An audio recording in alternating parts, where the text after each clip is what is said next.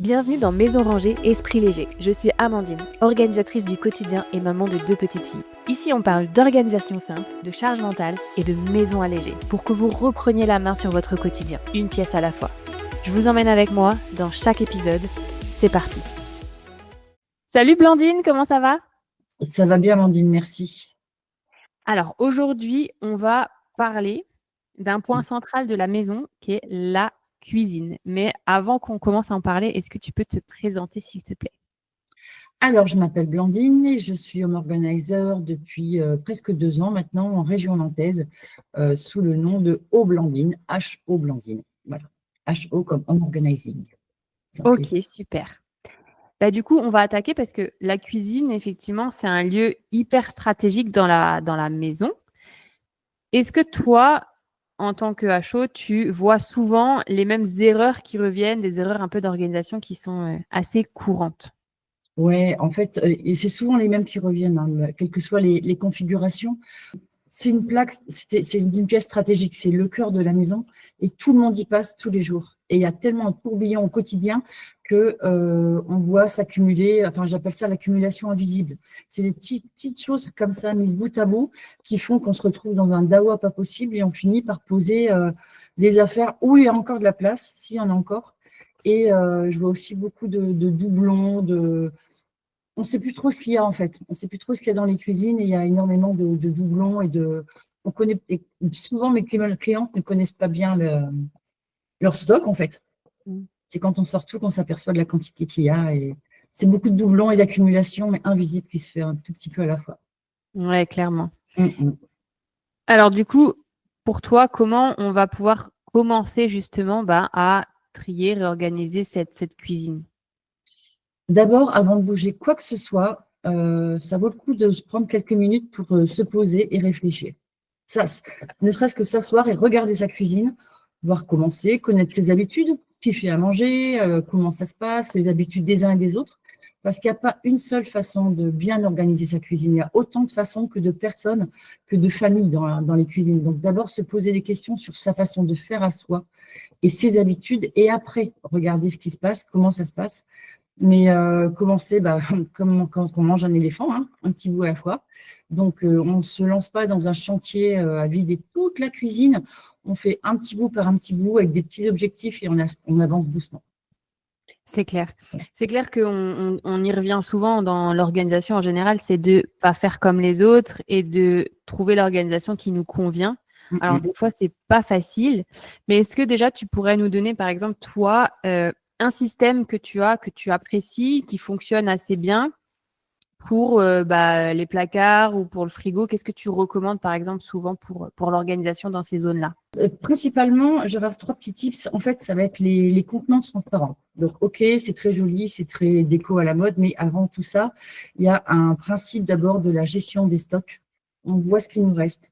On n'oublie pas de coller dessus le temps de cuisson, les dates de péremption pour éviter la contamination croisée.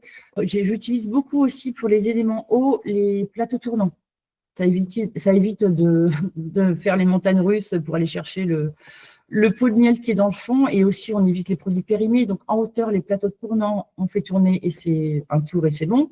Pour ce qui est en bas, plutôt à la verticale, ranger à la verticale pour avoir tout en un coup d'œil. Le principal, c'est plus l'organisation sera fluide, plus on verra ce qu'on a et plus facilement on trouvera ce qu'on cherche et plus facilement on remettra le bon objet au bon endroit.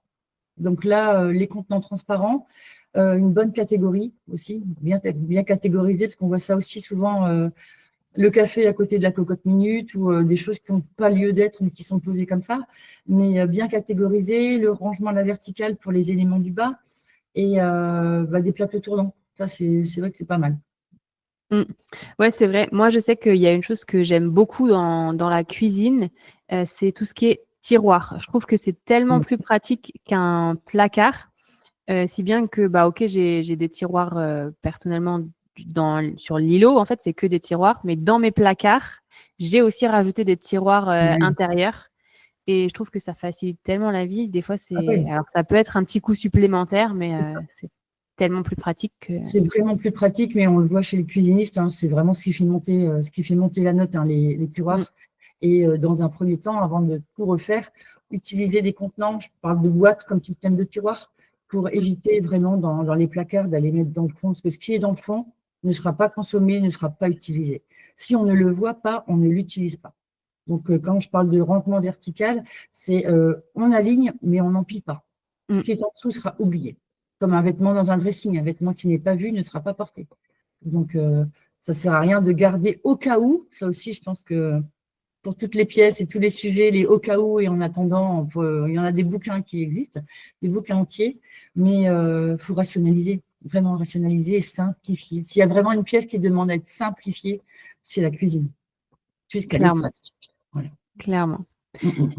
Super. Écoute, est-ce que tu aurais du coup un petit défi à proposer à nos auditrices pour commencer à organiser ou améliorer en tout cas l'organisation de leur cuisine? Ouais, il y a un petit truc qui peut être sympa, c'est le petit café du matin ou le thé selon chacune. Je vous propose de vous faire un petit coffee corner. Donc, simplement regrouper sur un endroit de votre plan de travail, généralement près de la bouilloire et de la cafetière. Vous regroupez tous les aliments, tous les petits accessoires que vous utilisez pour votre café. Donc, ça va être la tasse, ça va être le sucre, les petites cuillères ou le miel. Ça va être le café en grains, le café soluble ou tous les thés pour vous faire un petit îlot, une petite station, comme ça vous trouvez tout sur du premier coup de main, en un coup d'œil, et ça vous évitera de chercher à droite, à gauche, et dès le matin, mais là, regroupez déjà le petit côté petit déjeuner, parce qu'avant d'affronter la journée, je ne sais pas vous, mais moi, mon petit café, il est précieux, quoi, le temps d'ouvrir les deux yeux et que tout s'aligne bien, et c'est assez pratique d'avoir tout sous la main comme ça. Donc, voilà, vous regroupez ce que vous avez besoin pour votre petit déjeuner du matin. Au moins rien que le vôtre. Je ne vous parle pas de celui des enfants avec les céréales ou quoi d'autre, mais votre petit déjeuner à vous. Ça marche, super. C'est vrai que ça peut être sympa. Blandine, où est-ce qu'on peut te retrouver maintenant? Autour de Nantes, en réel, dans la région nantaise. Pour les réseaux, je ne suis pas une très bonne élève, j'avoue. Donc, j'ai Facebook et Instagram. Je devrais y être plus souvent. Mais sinon, j'ai mon site internet et je suis joignable. Si besoin, je suis joignable par tous les réseaux. Ça marche. Écoute, je mettrai tous les liens dans les notes de l'épisode. Merci. Je te remercie encore. Et puis, je te dis à très bientôt, Blandine. À bientôt, merci.